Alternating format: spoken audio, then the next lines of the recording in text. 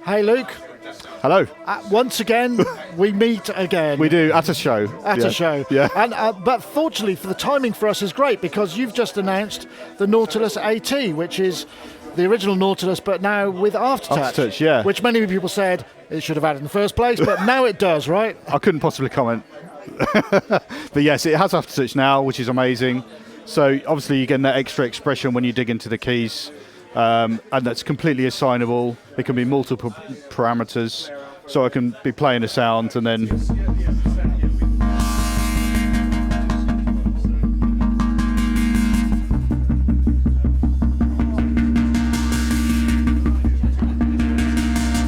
nice. So you get that beautiful filter, and you kind of feel your way through the sound, which is a really nice organic musical way to change your sounds as well. Is this 88 or 76? This is 88, Yeah. yeah. So the Aftertouch version is 88 and also 61 key, but not the 73. But the other three models, the original ones, are still remaining as well. So there's now 5 in the range.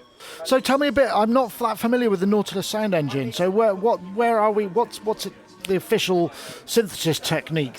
So yeah, it's well, the technology inside is all distilled down from the Kronos, basically, Right. and originally from the Oasis.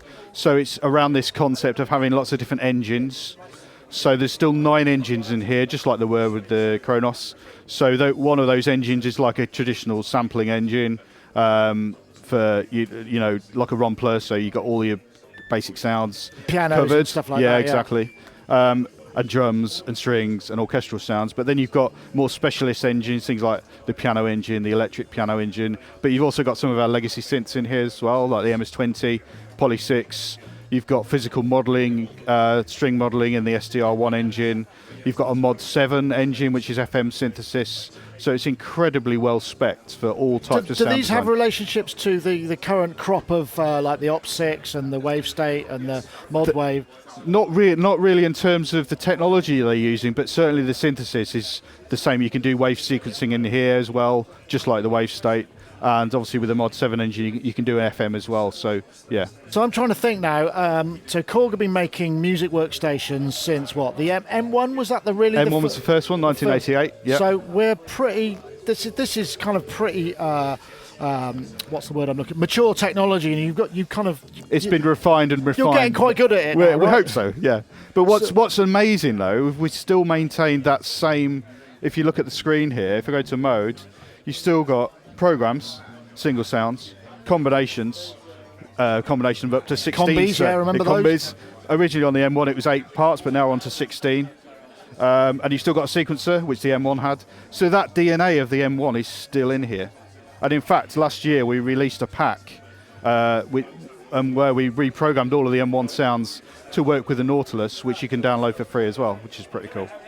So how extensible is this platform? I mean, is there, obviously you've got a bunch of DSP in here and you can kind of do stuff with it. Yeah, that's right. Yeah, and in the future we'll probably be expanding that further. So because it's got, like I said, the DNA and the kind of similar architecture going right back to the M1 through the Trinity, Triton, a lot of that stuff can be adapted to work with the Nautilus as well.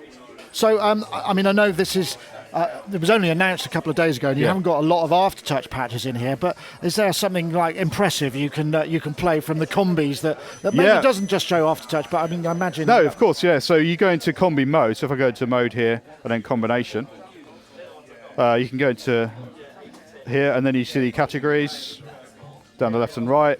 So if I go, say, into the orchestral one, so that's where the combis really shine, because you've got some massive stacks of loads of sounds together. So if I go to this one, orchestra and timpani, for example, you've got multi-layered sounds, but they're also velocity switched as well, so you can... And how many parts will it do? Is it an 8-part or a 16? It's 16, up to 16. So it's very much similar to the O&W and the was the M1 8 or 16? I think the O1 was 8, but then was it the Trinity that was 16 after? I can't be right. remember. That's been a long time. Yeah, it was a long time ago, but yeah. But now we're up to 16 anyway. So, I mean, these are designed for sort of stage use, and I mean, you often see the big sort of MD gigs for stuff like, Jay Leno and all of that. They've got this kind of thing. And they're always on like Kronos, or now a lot of them have switched to Nautilus as well. And a big reason for that, well, there's two big reasons, is what we did with the Kronos, we introduced the set list. So you have these slots where you can have everything in there. You can have multiple set lists. So for here, I've got my different instruments on different set lists. So for instance, I've got, here we go, M1 programs. So these are all my M1 sounds. But in a live situation, this is brilliant because you can go through, you can assign a foot switch as well to go through those. And we've got SST, so smooth sound transitions, which so means when you overlap. change patches, the previous sound remains, including the effects, crucially. And that works even in combi mode, so you can have 16 sounds, sustain it with your pedal, change sound, and then you're into your next sound, and then it's... That seems like that must mean you've got twice the DSP you actually need. There's effectively two things running, parallel, so you can then switch to the new one. Interesting. Come on, give us Very another powerful. sound then. Have you got the M1 piano, just for old time's sake? Here we go. Can you play me a house riff? Here we go.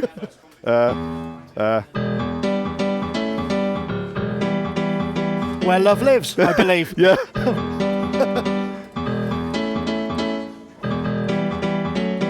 Nice work, sir.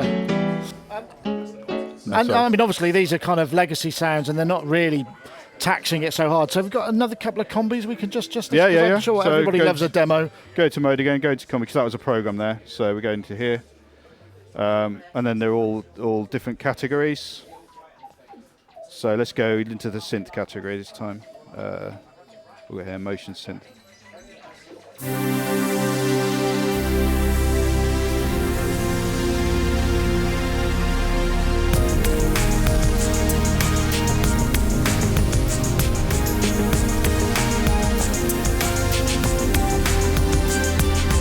Oh.